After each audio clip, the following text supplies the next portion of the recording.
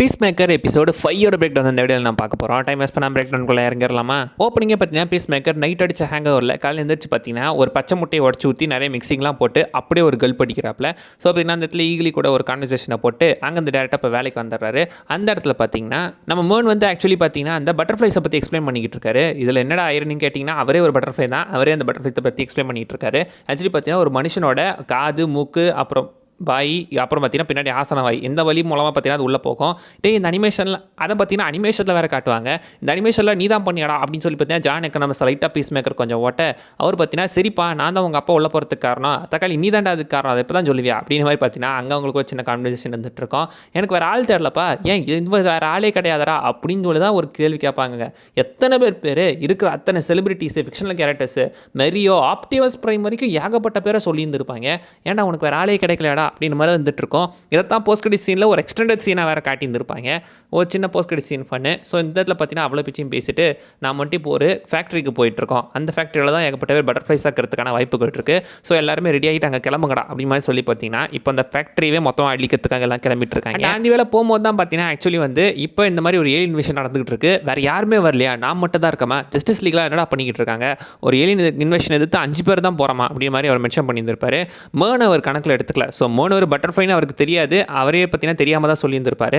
So பார்த்தீங்கன்னா MERN ஒரு butterfly அவர் count பண்ணாத மாதிரி தான் அந்த இடத்துல மெஷர் பண்ணியிருந்திருக்காரு. அண்ட் அந்த கிளின்சாய் ஃபேக்ட்ரியை பற்றி அவங்களுக்கு தெரிஞ்சிச்சு. அந்த இடத்துக்கு போய் பார்த்தீங்கன்னா கேள்வியே கேட்கலையே, நம்ம அடபியை பேசுறதுக்காக போவாங்க, பீஸ் மேக்கர்லாம் கேள்வியே கிடையாது, எடுத்த உடனே பட்டு சுட ஆரம்பிச்சிருவாரு.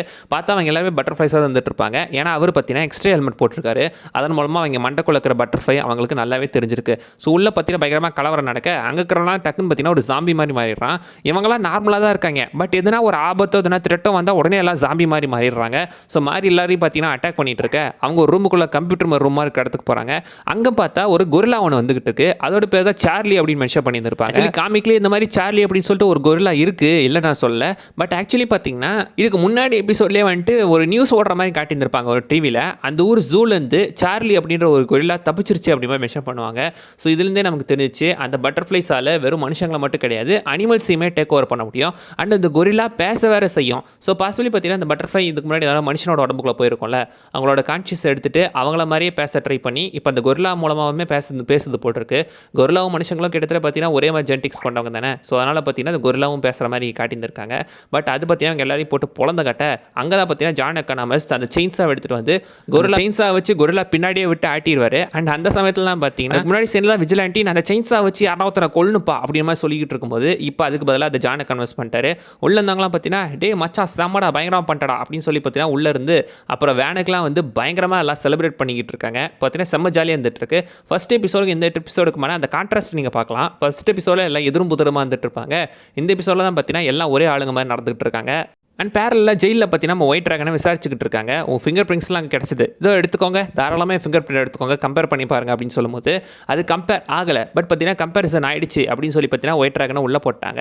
காரணம் இது மேர்னுக்கு வெளியே தெரிய வந்துச்சு. ஸோ தெரிய வந்ததுனால தனக்கு தெரிஞ்ச இன்னொரு ஆஃபீஸர் லாக் அப்படின்ற கேப்டன் லாக்குன்றவர் கூப்பிட்டு அவரை வச்சு பார்த்தீங்கன்னா அந்த ஒயிட் ட்ராகனை உள்ளே போட வச்சாரு. இதை சோஃபி போய் கேட்க நீங்கள் என்ன ஃபாரன்சிக் அனலிஸ்ட்டா, அதெல்லாம் தெரியாது, அவனை உள்ளே போட்டோம் அவ்வளோதான் அப்படின்னு மாதிரி அவங்க சொல்ல சோஃபி பார்த்தீங்கன்னா இந்த ப்ராஜெக்டை வேறு மாதிரி மூவ் பண்ணுவாங்க. ஸோ இப்போ பார்த்தீங்கன்னா இந்த லாக்குமே வந்துட்டு மேர்னுக்கு கீழே வேலை செய்கிற ஒரு ஆள் மாதிரி தான் காட்டியிருக்காங்க.